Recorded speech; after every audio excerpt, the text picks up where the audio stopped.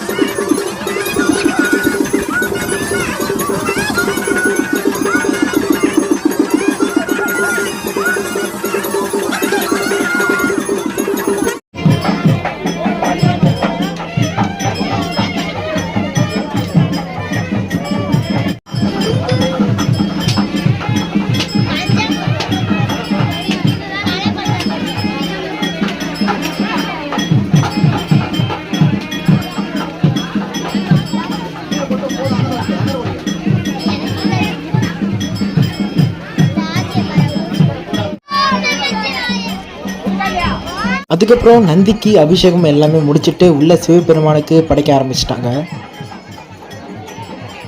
அதுக்கப்புறம் பாருங்க, பெரிய கியூ ஒன்று நிற்கிது. அது இதுக்காகவும் இல்லை, பிரசாதம் தான் தருவாங்க. என்னதான் வீட்டில் லெமன் சாப்பாடு புளியோதரை சாப்பாடுன்னு சாப்பிட்டாலுமே கோயிலில் வாங்கி சாப்பிட்ற சாப்பாடு ஒரு தனி டேஸ்ட்டாகவே இருக்குது. எனக்கு எப்போவுமே அப்படி தான் ஃபீல் ஆகும். உங்களுக்கு எப்படி ஃபீல் ஆகும் அப்படின்றத கமெண்ட் செக்ஷனில் சொல்லுங்கள். சாப்பாடை பொறுத்தளவுக்கு எப்பவும் தரத்தை விட இந்த தடவை ரொம்பவே அதிகமாகவே இருந்துச்சு. பல வகையான சாப்பாடு இருந்துச்சு. நீங்கள் வீடியோவில் பார்த்ததை விட அதிகமாகவே இருந்துச்சு. நான் வீடியோ எடுக்க மறந்துட்டேன், லைட்டாக சாப்பிட்டு தான் வீடியோ எடுத்தேன். அதுக்கப்புறம் கூட்டம்லாம் கொஞ்சம் குறைஞ்சோடனே உள்ள சிவபெருமானை பார்க்கலான்னு போயிட்டோம். அதுக்கப்புறம் ஒரு 10 நிமிஷம் அங்கே இருந்துட்டு அதுக்கப்புறம் வெளியே வந்துட்டோம். கண்டிப்பாக இந்த ஏரியாவுக்கு கிட்ட இருந்தீங்கன்னா கண்டிப்பாக ஒன் டைம் இந்த கோயிலை விசிட் பண்ணி பாருங்க. ரொம்ப பழமையான கோயில் மற்றும் சக்தி வாய்ந்த கோயில் அப்படின்ற மாதிரி சொல்லுவாங்க. வீடியோ கண்டிப்பாக பிடிச்சிருக்கும்னு நம்புகிறேன். அதனால் லைக் பண்ணுங்கள். கண்டிப்பாக நம்ம சேனலுக்கு புதுசாக இருந்தால் சப்ஸ்கிரைப் பண்ணி ஒரு 2 பேருக்கு ஷேர் பண்ணி விட்ருங்க வீடியோவா. Bye friends.